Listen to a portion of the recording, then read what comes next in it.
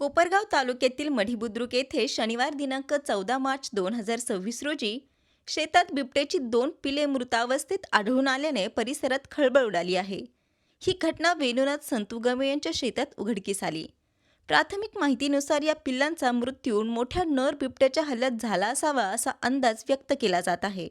मृत पिले आढळून येताच शेतमालक व स्थानिक नागरिकांनी तत्काळ वन विभागाला याची माहिती दिली. माहिती मिळताच वन विभागाचे अधिकारी घटनास्थळी दाखल झाले. त्यांनी घटनास्थळी पंचनामा करून दोन्ही पिले पुढील तपासणीसाठी आणि शवविच्छेदनासाठी पाठवल्याची माहिती मिळाली आहे.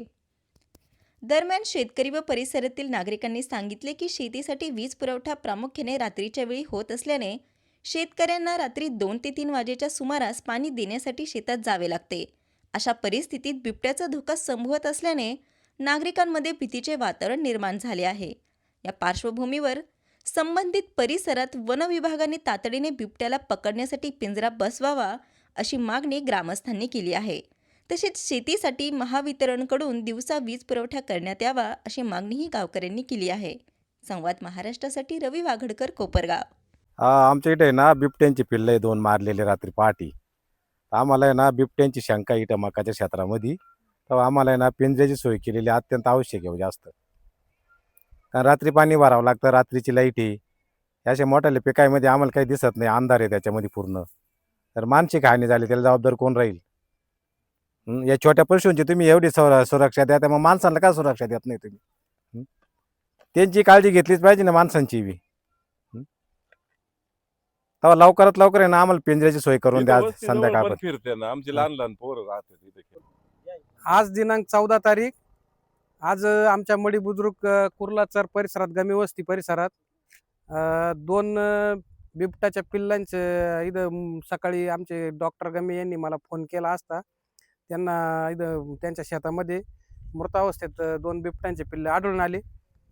तर त्यांनी मला फोन केल्यानंतर मी तातडीने वन विभागाच्या पगारे मॅडम आहे त्यांना फोन करून इथं घटनास्थळी बोलवलं. ते आलेले आहे, त्यांनी रीतसर पंचनामा केलेला आहे आणि परिसरात हे असंच शेळ्या, कुत्रे, पाळीव प्राण्यांचे आता शिकारी होत आहे या बिबट्यामुळे.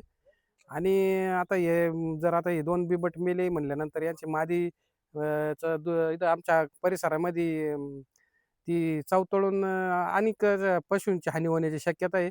तरी वन विभागानं तातडीनं पिंजरा लावून त्या या बिबट्यांची या पिल्लांची जी मादी असन तिचाही बंदोबस्त करावा. तिला जेरबंद करून आम्हाला इथं शेतकऱ्यांना होणाऱ्या आर्थिक नुकसान आहे, जे पाळीव पशुधन आहे त्यांचं नुकसान आहे, ते होणाऱ्या नुकसान या माध्यमातून पिंजरा जर लावला आणि ती जर अटकली तर ते नुकसान होण्याचं टाळल अशी मी आपल्या मार्फत वन विभागाला विनंती करतो.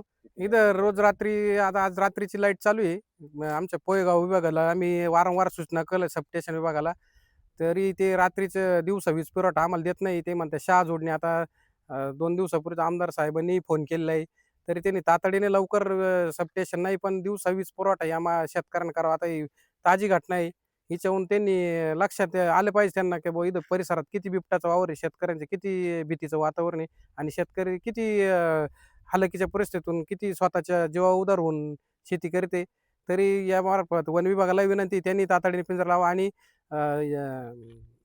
पोयगाव सबस्टेशनच्या अधिकाऱ्यांनाही विनंती की त्यांनी तातडीने लवकर आम्हाला शहा जोडून लवकर वीज पुरवठा सुरळीत करावा.